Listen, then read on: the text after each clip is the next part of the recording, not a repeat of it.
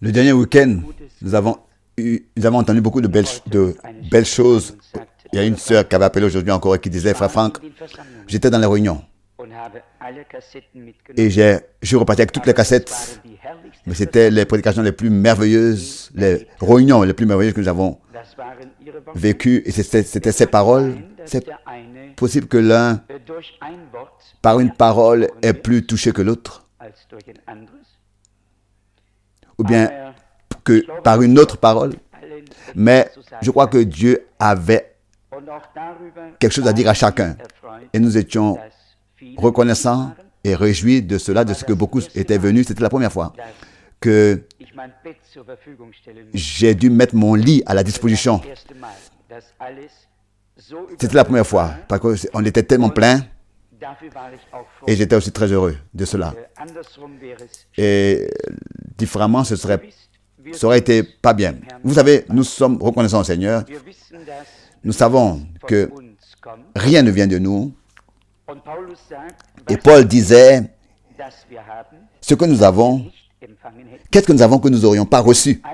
Et tout ce que nous avons reçu, c'est seulement la grâce. Et c'est de sa plénitude que nous avons tous puisé grâce sur grâce. Et ça, nous continuerons à le faire jusqu'à que nous passions de la foi à la vue. Le frère Rousse a déjà mentionné que nous ne sommes pas beaucoup, mais quand même, il y en a plus qui aiment bien écouter la parole et qui de tout leur cœur la croient et qui profondément se réjouissent avec nous et aussi se sentent liés avec nous. J'aurais préféré chanter quelques chœurs encore, mais ma voix... Oui, non, c'est pas possible. Oui, c'est très gentil. Ton papa a le privilège de pouvoir s'exercer avec toi, n'est-ce pas? Dans les cantiques. Et moi, je suis là comme ça, un peu abandonné. Mais nous pouvons tous chanter quand on... Le désir de le faire, c'est pas toujours le cas. On peut être sincère les uns avec les autres. Dieu le sait de toutes les manières. Je crois que c'est Paul qui écrit aux Galatiens. Si quelqu'un parmi vous est dans... Je voudrais vous lire ce verset. C'est pas toujours qu'on chante des cantiques, des psaumes. Paul le dit dans Éphésiens 5, c'est vrai, de louer le Seigneur par des cantiques et des psaumes. Non, c'est dans Jacques. C'est pas Paul, c'est Jacques. Dans Jacques, chapitre 5. C'est vrai que Paul parle aussi de remercier le Seigneur avec des psaumes et tout ça. Mais ici, il est écrit dans Jacques, chapitre 5, au verset 13. Jacques 5, verset 13. L'apôtre ici dit, Jacques, chapitre 5, verset 13. Quelqu'un parmi vous est-il dans la souffrance qu'il prie? Quelqu'un est-il dans la joie qu'il chante des cantiques?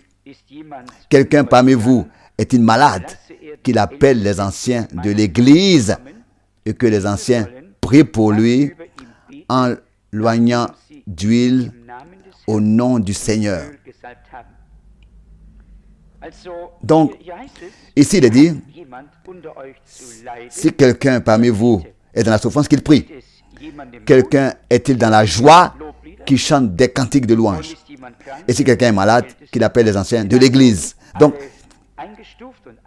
chacun est classé ici et parfois celui-là est dans la joie, l'autre est dans la souffrance, mais tous nous sommes des croyants.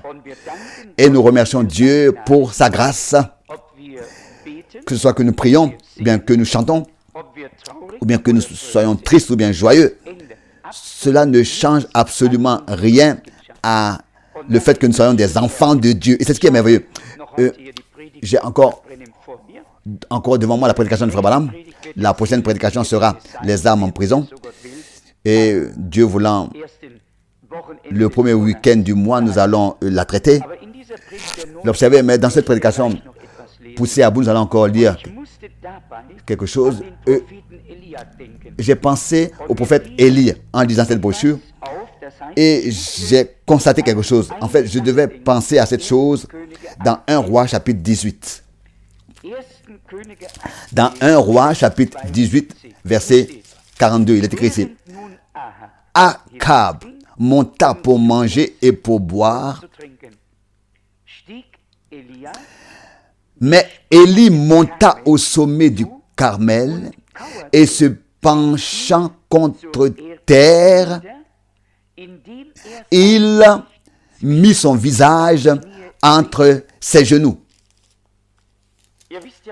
Vous savez ce que cela signifie. Ainsi, auparavant, il y avait eu quelque chose de grand qui s'était passé. Dieu avait répondu par le feu. Les prophètes de Baal étaient vaincus. Et les prophètes d'Astarté aussi, en tout 850 personnes ont été égorgées. Et c'était quelque chose de grand qui s'était passé. Et nous voyons l'homme de Dieu, après cette grande victoire, nous ne le voyons pas dans la joie et en train de crier de joie. Il entre dans une angoisse de son âme et dans un désespoir. Et il se courbe jusqu'à même mettre sa tête entre ses genoux et prie. On aurait pu dire, mais après une telle grande expérience, Élie, tu as sûrement été fortifié et rempli de joie, d'une manière que tu pouvais sauter sur les montagnes et ne pas comme ça descendre et te prendre la tête entre les genoux et te courber et prier. Mais ça, ce sont les chemins du Seigneur. Et personne ne peut changer quelque chose à cela. Auparavant, il avait apparu ici, je crois que c'était Abdias, un homme qui craignait Dieu depuis sa jeunesse et qui avait cherché Élie, qu'il avait trouvé au chapitre 18. Ici, il est dit au verset 7, la dernière partie, verset 8. Est-ce toi, mon Seigneur Élie? Et lui répondit, c'est moi. Va, dis à ton maître, voici Élie. Et la même chose est écrite au verset 11. Et maintenant, donc 1 Roi 18, verset 11 maintenant. Et maintenant, tu dis, va, dis à ton maître, voici Élie. Voici Élie. Et la même chose au verset 14. Mais maintenant, tu dis, va, dis à ton maître, voici Élie. 3 fois dans un chapitre. Cet homme avait peur de dire au roi Achab, Élie est là, et que le Seigneur transporte par son esprit Élie, qu'Élie ne soit plus là, et que lui, ayant dit qu'Élie est là, et peut-être qu'Élie ne sera pas là, alors il avait peur que Achab le tue, et que cela lui coûte sa vie. Et il a dit, mon Seigneur, tu sais que le roi me tuera si tu te le montres, si tu n'apparais pas, si tu ne viens pas, alors que j'ai dit que tu es là. Et il avait peur. Et pour la 3e fois, il a dit, va, dis à ton maître, voici Élie. On dirait, mais oh, il a parlé de lui-même ici. Non, il n'a pas parlé de lui-même, ou bien de lui-même, oui. Il était là, mandaté de la part du Seigneur, au nom du Dieu d'Israël. Il était là. Il devait se présenter devant Achab, et qui s'appelait Élie ou bien Moïse. Ça n'avait pas d'importance. Dis au roi, ton maître, voici Élie. Et qu'il puisse venir sans attendre, sans se faire attendre. Et au verset 16, Abdias étant allé à la rencontre d'Achab, ou bien d'Achab, l'informa de la chose. Et Achab se rendit au devant d'Élie. À peine Achab aperçut-il Élie, qui lui dit, c'est vraiment toi qui jettes le trouble en Israël? C'est comme ça qu'il a adressé la parole à Élie. Il serait celui qui jette le trouble sur Israël, en Israël. C'est comme ça que Achab voyait Élie. Mais comment est-ce que Dieu le voyait? C'est ça la chose. On doit toujours se demander comment est-ce que Dieu, lui, me voit, comment est-ce que lui, il te voit, comment est-ce que les incroyants nous voient. Et pour finir, il y a une chose qui est valable. Comment est-ce que Dieu te voit et me voit? C'est ça qui est important. Pas le reste. Élie n'était pas celui qui jetait le trouble en Israël. Il était le prophète du Seigneur, de l'Éternel. Et ici, il donne cette réponse au roi. Je ne trouble point Israël. C'est toi, au contraire, et la maison de ton père, puisque vous avez abandonné les commandements de l'Éternel et que tu es allé après les Baals. Mais rassemble tout Israël auprès de moi à la montagne de Carmel. Et aussi les 450 prophètes de Baal et les 400 prophètes d'Astarté qui mangent à la table de Jézabel. Et là, Akab envoya des messagers vers tous les enfants d'Israël et il rassembla les prophètes à la montagne de Carmel. Nous avons déjà entendu Frère Branham dire qu'une heure de Carmel doit venir, doit arriver. Et elle doit arriver. Et elle va venir, elle va arriver. Une heure dans laquelle Dieu juge, une heure dans laquelle Dieu se manifeste, la puissance de Dieu n'est plus comme ça en prédication et en parole, mais est manifestée dans la réalité. Vous savez que Élie, n'est-ce pas, avait annoncé la chose à l'avance, mais ensuite le temps vint où cela réellement s'est accompli. Et ces prophètes-là ici, qui ont mangé de la table de Jézabel, leur fin est arrivée. Et cet homme que les corbeaux ont nourri avec du pain et de la viande. Et on pourrait se poser la question, mais d'où est-ce que les corbeaux sont allés chercher la viande et tout ça qui a préparé cela, qui a cuisiné cela, qui a cuit cela? Ce n'est pas notre problème. C'était la chose de Dieu. Mais ce prophète-là n'a pas mangé de la table de Jézabel ou bien de la table d'Akab, mais de la table du Seigneur. Et je crois que nous tous, nous avons dans ce temps reconnu le Élie que Dieu a envoyé dans notre génération. Et comme c'est merveilleux de ce qu'il dit, dis-lui, voici Élie. J'aime bien ces trois mots. Élie est là, voici Élie, c'est tout. Voici Élie. Et déjà quelque chose se passe. Déjà quelque chose se passe. Déjà quelque chose se produit. Déjà Dieu entre en scène. Quand je pense que Dieu toujours est entré en scène dès que ses serviteurs apparaissaient, alors cela me jette, peut-être nous tous, dans un cri de détresse et dans un désespoir duquel aussi cela me pousse à bout et me met dans une urgence duquel Frère Branham parle ici dans cette brochure. Vous savez, il y a eu des mandats que Dieu avait donnés, il y avait eu des années, des heures et des jours, des mois dans lesquels rien ne se passait. Ça, on ne peut pas le garder pour nous. 3 ans et demi, c'était passé ça, absolument rien ne s'était passé de la part de Dieu. Et on pourrait se demander, mais où est ce grand Dieu? Où est ce grand homme de Dieu? Où est le Dieu vivant? Pourquoi est-ce qu'il ne fait rien parmi son peuple? Dieu ne se laisse pas prescrire ou bien se laisser mettre sous le stress par qui que ce soit. Mais au temps convenable, de la manière convenable, il fait ce qui est nécessaire à faire. Et c'est comme ça que nous devons en fait, par nos prières, seulement nous tenir dans la bonne disposition devant Dieu, que ce soit lui, pour que lui, il puisse faire quelque chose quand son temps sera arrivé. Pas que nous disions, Seigneur, maintenant, le temps est là, tu dois faire quelque chose. Non, mais que nous puissions seulement nous placer dans la disposition dans laquelle Dieu veut nous avoir, dans une vie de prière. Et c'est ainsi que c'est Dieu qui fera le reste. Élie a même dit, remplis, n'est-ce pas, il dit, répétez, remplissez d'eau 4 cruches et versez-les sur l'holocauste et sur le bois et faites-le une deuxième fois, une troisième fois. Même il a creusé une fosse et remplissez aussi la fosse d'eau et l'autel et tout pour montrer que, pour faire en sorte que ça soit impossible qu'on puisse allumer un feu là. Oui. Et le miracle devait être encore plus grand, visible aux yeux des hommes et plus puissant.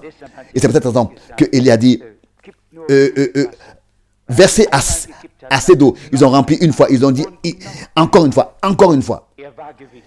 Et il était certain que le feu de Dieu n'aurait pas eu de problème devant cette eau.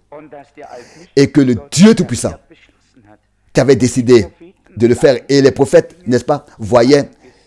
Et le prophète Élie avait vu ces choses en vision et il a pu le faire selon la parole du Seigneur, comme il dit dans sa prière. Et c'était la parole du Seigneur. Et il dit ici, au verset 37, réponds-moi, que j'ai fait toutes ces choses par ta parole. Réponds-moi donc maintenant, Éternel, réponds-moi, afin que ce peuple reconnaisse que c'est toi, Éternel, qui es Dieu, et que c'est toi qui ramène leur cœur. C'est de ça qu'il s'agit. Pas que le peuple puisse reconnaître, je suis un grand homme. Il avait dit, je suis ton serviteur et que j'ai fait tout selon ta parole. Cela a sa place aussi là-dessus. Mais le centre de la chose, le noyau, c'est exauce-moi Seigneur, réponds-moi, pour que ce peuple-là puisse reconnaître que toi, tu es l'Éternel et que tu es le vrai Dieu et que c'est toi-même qui ramène leur cœur, qui a ramené leur cœur à toi. Pas lui. C'est pas lui qui a converti le peuple de Dieu, mais c'est le Seigneur qui ramène son peuple en répondant du haut des cieux par le feu. J'ai raconté cette histoire de William Booth qui passait par les rues de Londres et il y avait quelqu'un qui était assis là, sous, et qui a subitement ouvert ses yeux et qui a dit monsieur William Booth, viens, aidez-moi, vous m'avez converti, n'est-ce pas? Et William Booth le regarde, se tient et regarde. Il dit, mais oui, c'est à ça que tu ressembles. C'est justement à ça que tu ressembles. Il était complètement sous. Il était allongé là par terre, dans la rue. Alors qu'il avait vu passer William Booth, il pouvait encore même voir. Il a dit, mais William Booth, aide-moi. C'est toi qui m'as converti. Et il a dit, oui, mais c'est à ça que tu ressembles. Justement, c'est à ça que tu ressembles. Si c'était Dieu qui t'avait converti, tu ne serais pas allongé ici. Et c'est de ça qu'il s'agit. Parfois, ça te fait du bien de lire ces vieilles histoires-là dans les livres de ces hommes de Dieu pour constater que ça a toujours existé. Il y a toujours eu deux choses. Une fois que des hommes aient été enthousiasmés par des hommes et ils sont venus à la foi, ils ont cru. Mais ils n'ont pas pénétré jusqu'à rencontrer Christ lui-même. Et c'est ce que Frère Branham dit dans cette prédication. Il dit, je crains que les hommes se contentent de venir à l'église et de rencontrer une église et de venir à l'église, mais ils ne viennent pas jusqu'à Christ, jusqu'à rencontrer Christ, le Seigneur ressuscité et faire une expérience surnaturelle avec Dieu. Et ici, nous voyons le prophète.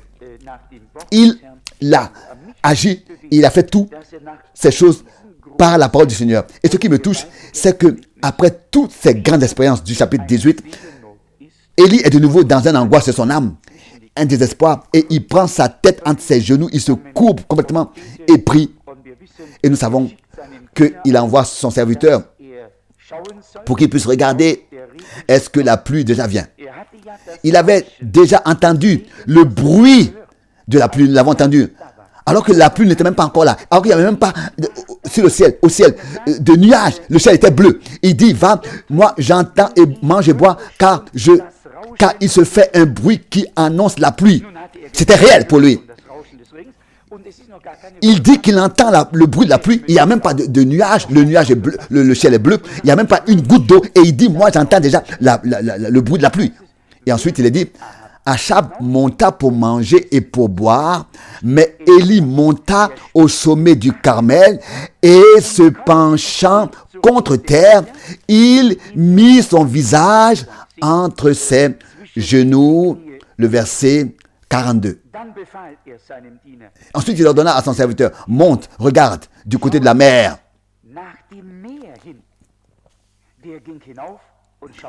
Le serviteur monta, il regarda et dit, il n'y a rien.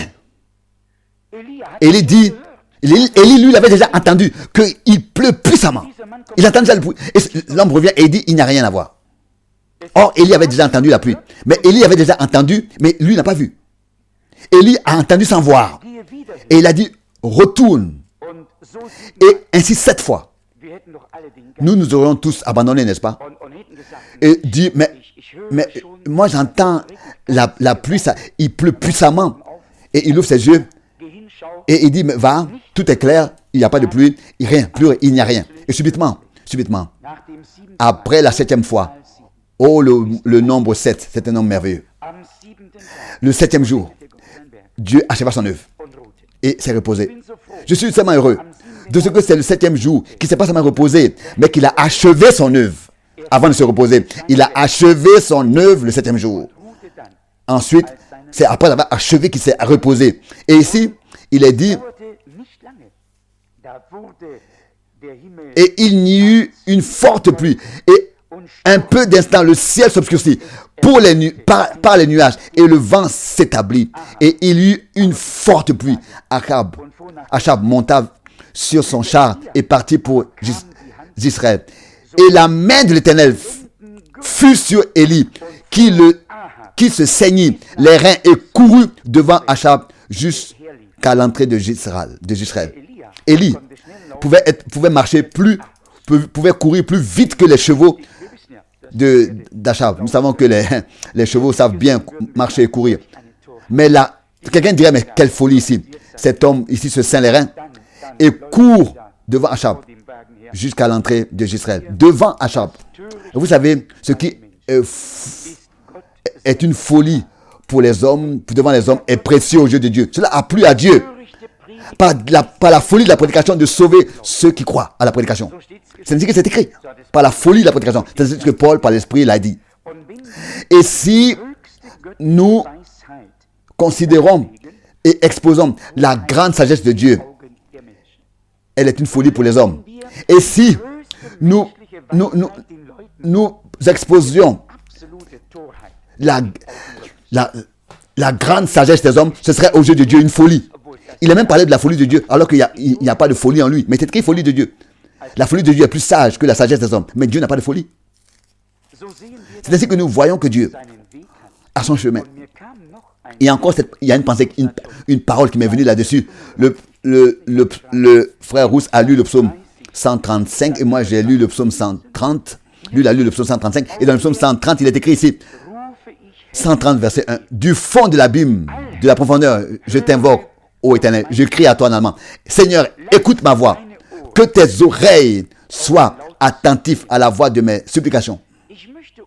À haute voix. Je voudrais vous rappeler et que Dieu puisse nous accorder des cœurs reconnaissants pour tout ce qu'il a fait. Mais de la même manière, nous venons pas seulement et dire, nous ne pouvons pas faire autre chose que de dire, Seigneur, maintenant, fais-nous grâce, ramène-nous au commencement. Pas seulement à la première génération, mais au commencement. Vraiment au commencement de l'église primitive. Au commencement. Et nous voulons que Dieu se révèle. Nous devons prier et lui demander de se révéler tel qu'il a promis, de se manifester tel qu'il a promis. Et dans la parole prophétique, nous avons la promesse de la pluie de l'avant et l'arrière saison qui va tomber au même moment. Au même moment. Et frère Branham aussi, de manière merveilleuse, dans une prédication, en parle.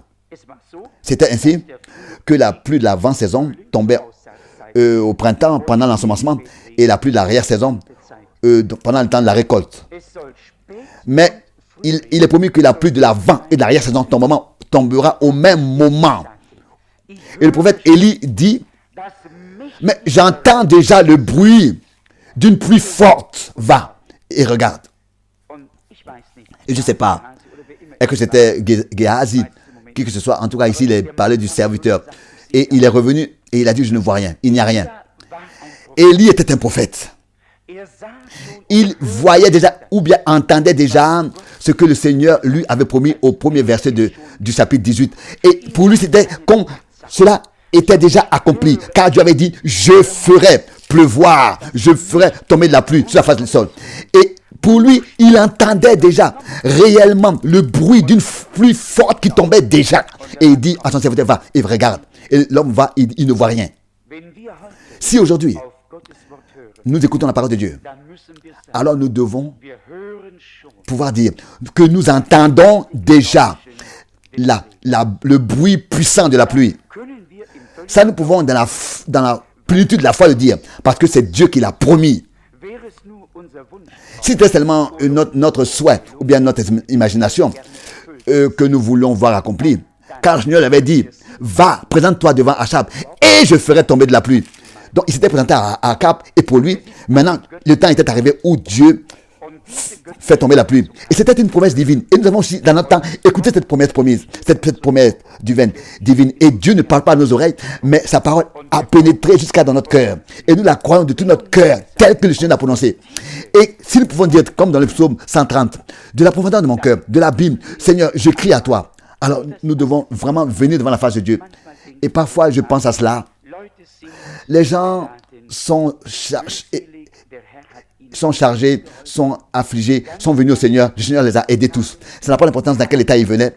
Personne n'est reparti tel qu'il était venu. Les lépreux sont venus lépreux au Seigneur, ils sont repartis purs. Les aveugles sont venus aveugles, ils sont repartis voyants.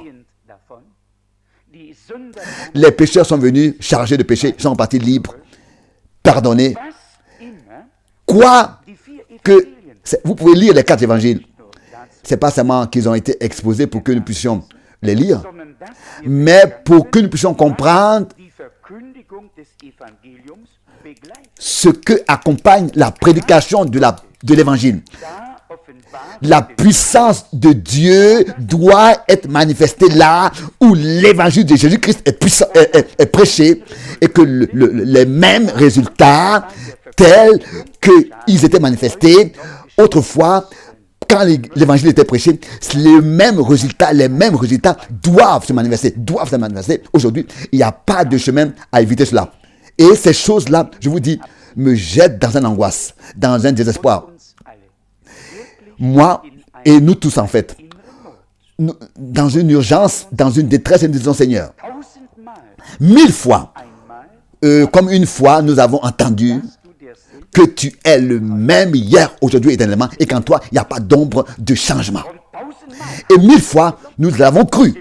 Oui ou non? Vous l'avez cru. Alors, il faut que cela soit manifesté, que cela devienne réel. Si de notre cœur nous croyons, alors il faut que cela soit manifesté. Et Dieu veut voir notre cri de détresse. Il veut nous voir pousser à bout. Il ne veut pas nous laisser comme ça, dans la légèreté, dans l'indifférence. Mais il veut que notre foi, nous puissions la mettre en pratique et prendre Dieu au mot. Je vais vous lire ce que Frère Branham ici dit, dans cette prédication, pousser à bout, à la page 25, en haut.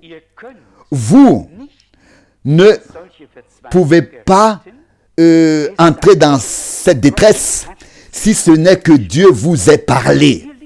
Ici, il y a la clé.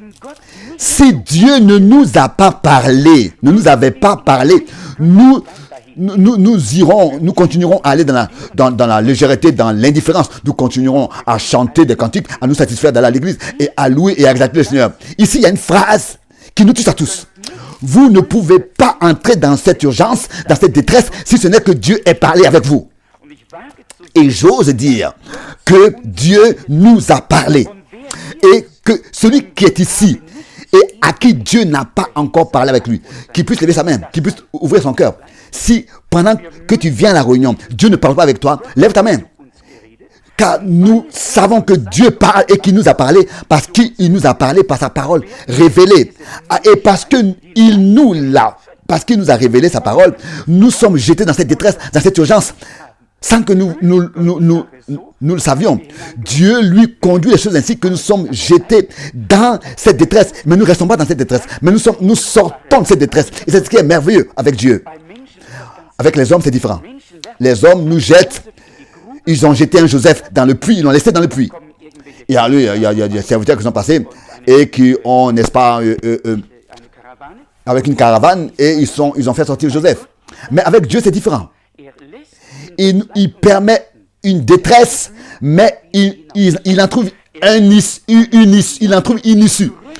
Et c'est ainsi qu'il laisse Élie expérimenter une grande chose, voir son feu descendre des cieux, il exauce sa prière, et après cette expérience glorieuse, Élie est jeté dans la détresse parce que Dieu lui avait parlé, il lui avait promis la pluie, et il met sa tête entre ses genoux, et il dit, j'entends déjà le bruit de la pluie, va et regarde. Dieu lui avait parlé, lui avait dit, apparaît à Akab, et moi je ferai descendre la pluie. Et parce que Dieu lui avait parlé, il était dans cette détresse. Alors je vous pose la question, est-ce que Dieu a parlé clairement avec nous? Il nous a donné une promesse claire d'une manière que sa parole a touché notre cœur et que réellement, nous ne pouvons rien faire d'autre que d'être dans une urgence, dans une détresse, dans un désespoir. Il dit, Seigneur, tu l'as dit, tu as promis, me voici, je ne peux rien faire d'autre, aide-nous. Nous devons chercher la face de Dieu et nous voulons être ton peuple, ton église et nous croyons que tu es le même Dieu encore aujourd'hui et ce que tu as fait autrefois, nous avons écouté ta parole, tu as promis de le faire encore aujourd'hui, nous le croyons de tout notre cœur. Ici, Frère Branham dit dans cette brochure, ô Église, lève-toi et reviens dans le bon sens, reviens au bon sens, réveille-toi en cette heure. Le désespoir intérieur doit venir sur nous. Sinon, nous allons mourir. Est-ce que vous entendez ce qui est dit ici? Le désespoir intérieur doit venir sur nous. Sinon, nous allons mourir. Si le cri de détresse ne nous saisit pas, nous allons mourir. Si le cri de détresse ne nous saisit, alors nous n'allons pas mourir. Dieu va nous secourir, va nous répondre. Mais si nous sommes dans l'urgence, criés, poussés à bout, alors Dieu va nous répondre. Je vous pose la question. Est-ce que Dieu nous parle? Je vous pose la question. Est-ce que Dieu parle ce soir avec nous, avec toi? Ou bien c'est seulement la religion? Je vous pose la question, frère. Hein? Ou bien alors nous devons arrêter ici, fermer.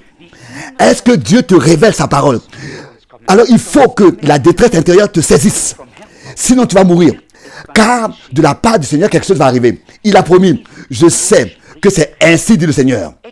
Quelque chose est en train de se passer. Nous devons absolument entrer dans cette urgence, dans cette détresse, dans ce désespoir. C'est entre la vie et la mort. Sinon, ces choses que Dieu a promis vont passer sur nous sans qu'on les voie. Nous remarquons de quoi il s'agit. Dieu avait parlé à Élie, Dieu avait parlé à Frère Branham, Dieu a parlé par sa parole et par cette parole à toi et à moi aussi dans cette génération. Et nous sommes simplement maintenant ici arrivés dans le point où toutes ces choses qui ici par l'Esprit de Dieu ont été révélées viennent sur nous, nous saisissent. Nous n'étions pas à l'époque auparavant mûrs pour cela. Maintenant le temps est arrivé et il est mûr pour ces temps, pour ces choses. Et je peux vous le dire. Et quand parfois je me trouve dans un état de désespoir, sans espoir, j'aimerais que personne ne me voie dans cet état. Et parfois, il y a quelqu'un qui me voit.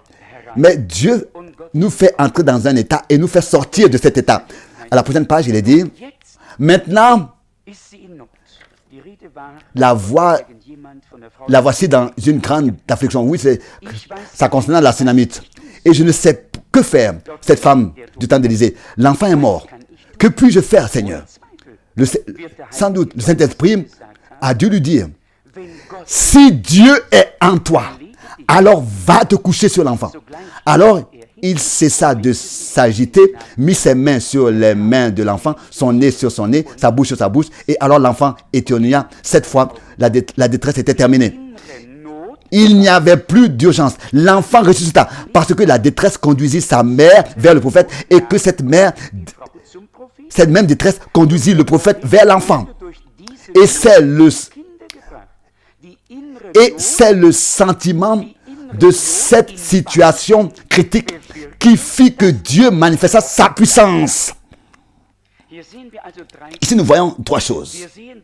Nous voyons la femme dans sa détresse, avec l'enfant mort. Nous voyons le prophète Élisée dans sa détresse à cause de la chose. C'est lui qui l'avait annoncé au nom de l'Éternel. Et ensuite, nous voyons Dieu qui intervient. Et ça, c'est l'Esprit divin avec nous tous. Ça, je le crois de tout mon cœur. C'est peut-être pour ça que Dieu permet une urgence. Oui, un état d'extrême. Parce que Dieu veut faire de grandes choses parmi son peuple. Il faut que quelque chose d'autre se passe qui ne s'est jamais passé jusqu'à maintenant. Il faut. Est-ce que vous le croyez tous? Nous l'avons vu en nous-mêmes et aussi vu qu'il faut qu'il y ait une œuvre de Dieu profonde, authentique de Dieu dans notre cœur. Et il faut que tout soit changé, renouvelé, transformé. Et pour que Dieu puisse répondre, il faut que nous soyons dans la détresse. Si nous sommes satisfaits de notre état, Dieu ne fera rien. Mais nous comprenons que Dieu est fidèle, mais il veut que nous puissions crier à lui. Ensuite, il est dit, si nous sommes saisis par la détresse intérieure et demandant quelque chose, ça n'a pas d'importance. Comme faibles nous sommes, si nous croyons vraiment, Dieu nous l'accordera. L'amour uni lié avec la détresse intérieure est la puissance qui est saisie par la foi. Et ça aussi c'est très important. L'amour uni avec la détresse intérieure doit être la puissance de notre Seigneur. Il est dit qu'il avait de la compassion avec son environnement, il était touché, il était saisi de compassion quand il voyait l'état des hommes. Et ici, il dit, l'amour lié avec le désespoir, avec la détresse, avec l'urgence, doit être la puissance qui saisit la chose dans la foi. Et auparavant, nous l'avons déjà considéré, que la foi est agissante par l'amour.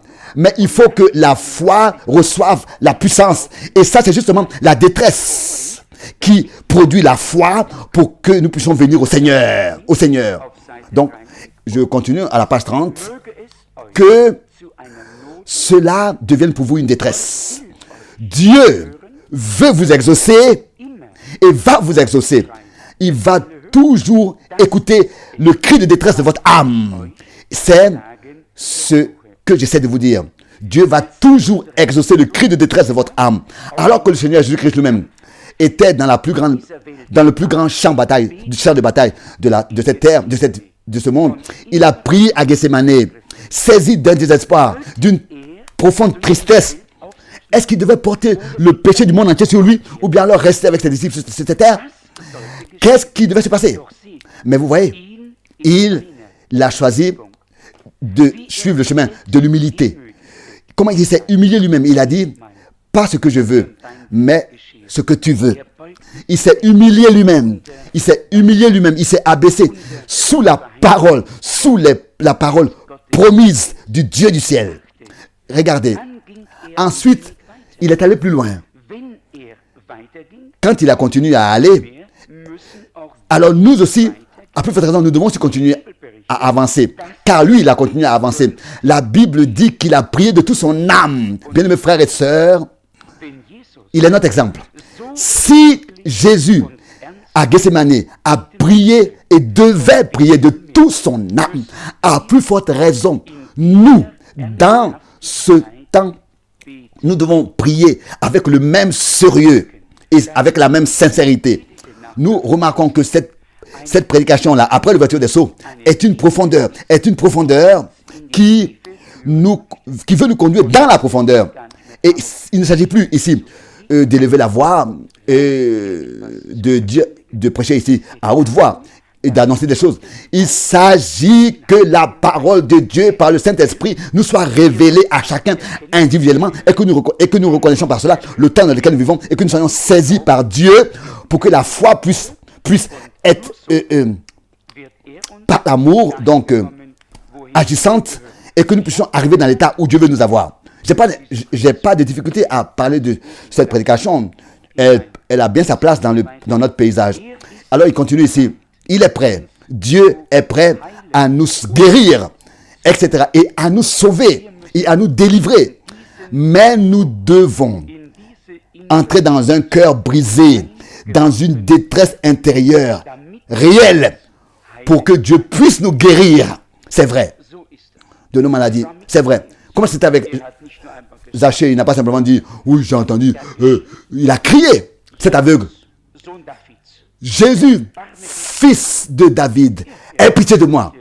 Il n'a pas comme ça, allant à haute voix. Ah bon, c'est lui. Bon, j'espère qu'il va me voir. Non, il a crié de tout ses forces. Et quand on lui a dit, tais-toi, il a crié encore plus fort. Il savait, il était aveugle, mais il n'était pas tellement aveugle. Il avait, même s'il ne pouvait pas voir avec ses propres yeux, mais il a vu quelque chose. Il a saisi quelque chose, il a compris quelque chose dans son cœur. Il a entendu quelque chose. Et il savait que ici, c'est mon occasion que je ne dois pas laisser passer. Le Seigneur de Nazareth passe ici. Et il a crié de toute son âme, de toute sa gorge. Et ici, il nous a dit dans la brochure que Dieu est prêt à nous guérir et à nous sauver, à nous délivrer, oui. Mais il faut que nous entrons dans un cri de détresse. Il ne s'agit pas seulement d'être en train de parler de ces choses. Il faut qu'elles deviennent une réalité, dans la réalité. Mais bien, mes frères et sœurs, nous avons besoin de réunions d'après le modèle apostolique. Des réunions dans lesquelles Dieu réellement peut se manifester au modèle biblique. Il n'y a pas d'autre possibilité. Et cela doit devenir une urgence pour nous, une détresse pour nous, de ce que jusqu'à maintenant, Dieu n'a pas encore pu se manifester parmi nous, comme dans l'église primitive, dans les actes des apôtres. Et si nous sommes saisis tous de cette détresse sincère, cette angoisse, de cette urgence, pas en parlant les uns avec les autres de cela, mais dans la foi, prier, passer du temps dans la prière et reconnaître le temps dans lequel nous vivons.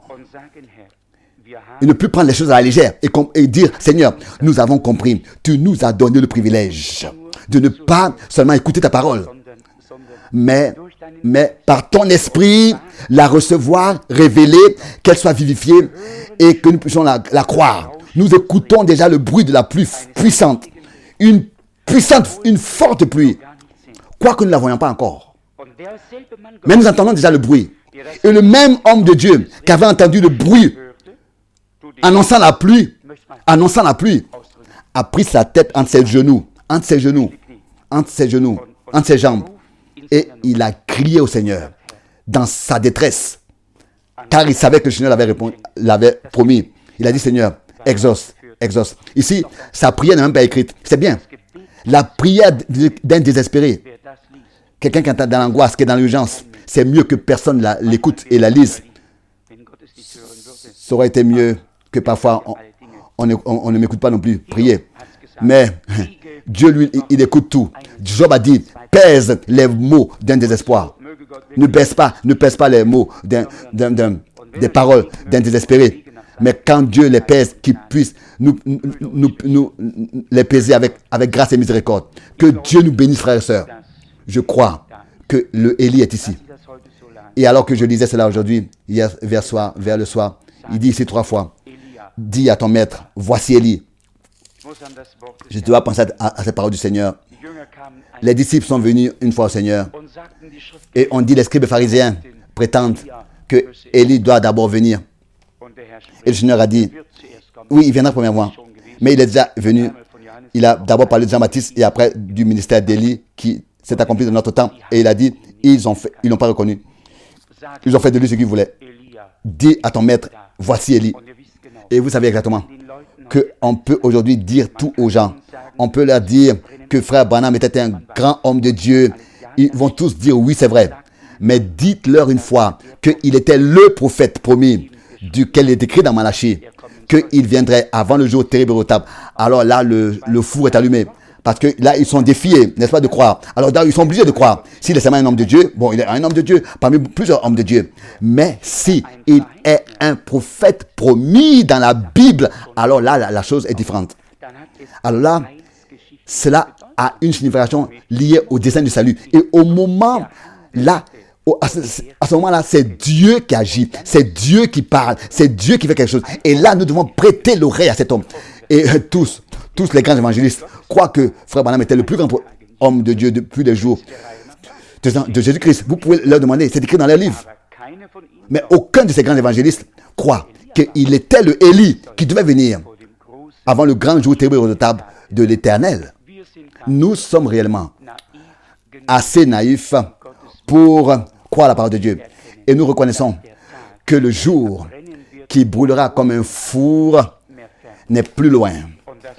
Et que Dieu a envoyé son serviteur le prophète pour me parler, pour te parler. Dites, est-ce que Dieu a parlé avec nous?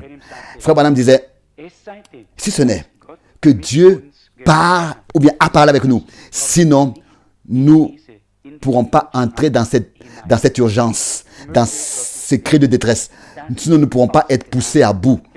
Que Dieu puisse produire cet état par sa grâce. Comme ici le psalmiste dit, du fond de l'abîme, je t'invoque, ô Éternel. Le frère Rousse a lu l'autre psaume concernant les idoles. Ce sont les œuvres de l'homme. Ils ont des oreilles, ils n'entendent pas. Ils ont des yeux, ils ne voient pas. Ils ont une bouche et ils ne parlent pas.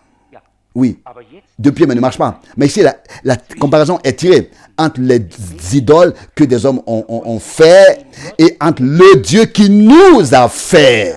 Est-ce que vous comprenez la différence? Les idoles que les hommes ont fait, ils les font avec de belles oreilles. Je pense parfois. Ici, vous n'avez jamais vu cela. Mais dans tous ces pays là-bas où on voit Bouddha, une statue là, une silhouette là, forte et grosse, avec plein de graisse, etc. Et avec des oreilles comme des ânes, comme un âne. Mais il n'entend rien, il n'écoute rien. Et quand ensuite on pense que notre Seigneur, notre Dieu, je crois que notre cœur devrait être touché. Les hommes se sont fait des dieux. Avec petits dés, ils les ont formés, les sculptés de leurs propres mains. Ils les ont plaqués d'or. J'ai vu cela. On n'en peut même pas en parler. Mais ici, la comparaison. Ils ont une bouche. Ils ne peuvent pas parler. Ils ont des oreilles. Ils ne peuvent pas entendre. Ils ont des yeux. Ils ne peuvent pas voir. Parce qu'ils sont morts comme ceux qui les ont sculptés. Mais Dieu est vivant. Et il nous a fait. Il écoute. Et nous aussi nous écoutons. Il voit. Et nous aussi nous voyons. Il parle. Et nous aussi nous pouvons aussi parler. Ce qu'il a dit. Je lis encore ce verset. Seigneur, écoute ma voix. Que tes oreilles, 130 verset 2, psaume 130 verset 2, sois attentif à la voix de mes supplications. Ça, c'était sa prière. Ça, c'est notre prière ce soir. Et mes bien-aimés, nous voulons vraiment venir ainsi devant le Seigneur, être poussés à bout. Ce psalmiste ici est connu avec le titre Savoir attendre jusqu'au matin. Savoir attendre jusqu'au matin. Ça, c'est ce cantique de degrés connus, des degrés connus, et nous aussi nous attendons. Dans la foi, nous écoutons, nous entendons déjà le bruit de la puissante œuvre de Dieu qu'il va faire ici avant l'enlèvement. Dans la foi, déjà, nous entendons le bruit de cette œuvre puissante et nous croyons que dans son amour, il descend et agit et que ce ne sera pas notre puissance, mais ce sera la puissance de notre Dieu. Et souvent, nous l'avons dit, il ne s'agit pas de paroles avec une onction, qu'on prononce avec une onction, pleine d'onction, mais il s'agit de la parole pleine d'onction du Dieu Tout-Puissant. Et la parole qui contient l'Esprit de Dieu ne reviendra pas sans effet. Dieu avait parlé avec Élie, et c'est parce que Dieu lui avait parlé que dans le chapitre 18 au verset 42, il est entré dans une détresse malgré cette grande victoire qu'il a eue sur la montagne. Et il savait que Dieu va répondre. Et c'est ce que nous voulons dire au Seigneur, pas dans l'incrédulité, mais dans la foi parfaite, dans la certitude que Dieu se tient, que Dieu est le Dieu de sa parole. Et ça, nous ne voulons pas cacher cela, que cela nous saisit d'une tristesse profonde, qu'il n'a pas pu encore se manifester comme il a promis. Alors nous voulons dire, Seigneur, aide-nous. Et quand vous priez pour moi, s'il vous plaît, n'utilisez pas des désignations, des titres. Priez pour tous ceux qui prêchent la parole de Dieu. Et prions pour l'œuvre de Dieu. Et Dieu va répondre à nos prières. Soyons saisis de l'urgence actuelle. Dieu n'est pas un Dieu mort. Il est le Dieu vivant qui nous a fait. Nous sommes l'ouvrage, l'œuvre de ses mains. Nous lui faisons confiance de tout notre cœur et de toute notre âme. Que son nom soit loué et exalté. Amen. Levons-nous et que plusieurs puissent prier.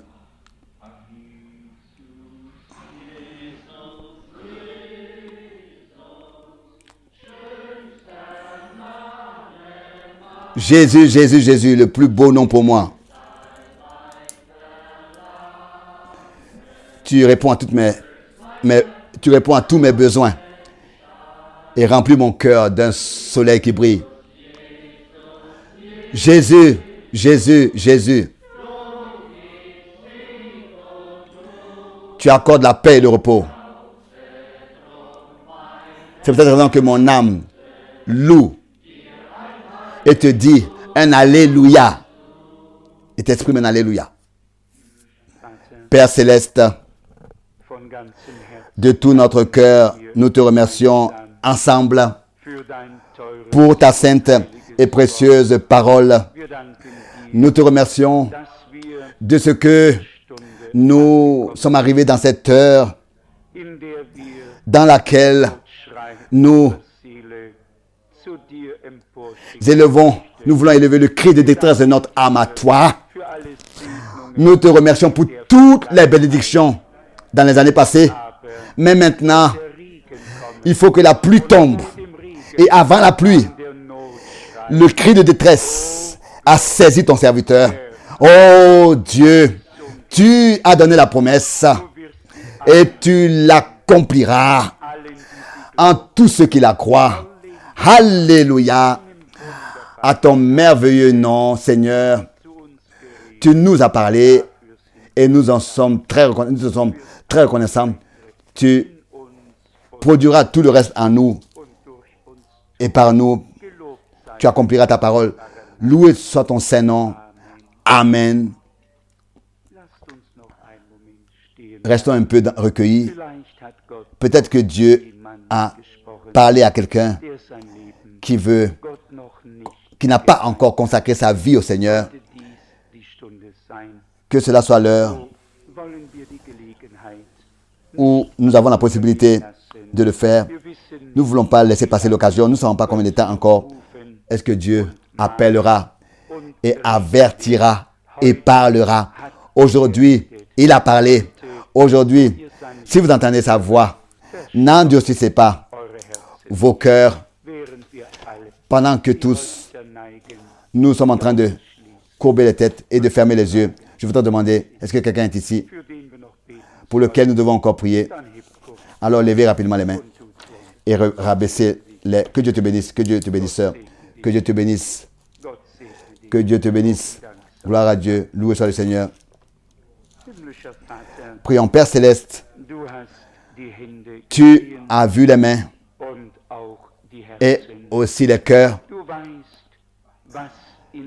Tu sais ce qui se passe dans chacun, dans chaque heure. Tu sais tout. Tu connais tout. Tu sais tout de loin. Tu sais qu'est-ce que nous devons apprendre. Nous voulons nous taire dans ta présence pour que tu puisses nous répondre.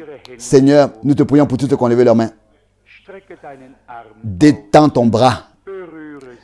Touche-les et accorde à chacun. Réponds à chacun. Donne-leur selon leurs requêtes.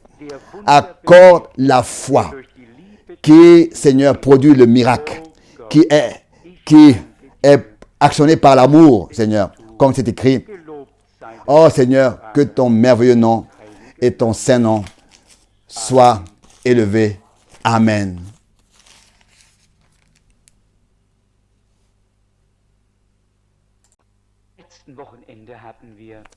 Le dernier week-end, nous avons entendu beaucoup de belles choses. Il y a une sœur qui avait appelé aujourd'hui encore et qui disait, Frère Franck, j'étais dans les réunions et je repartais avec toutes les cassettes, mais c'était les prédications les plus merveilleuses, les réunions les plus merveilleuses que nous avons vécues, et c'était ces paroles. C'est possible que l'un, par une parole, est plus touché que l'autre,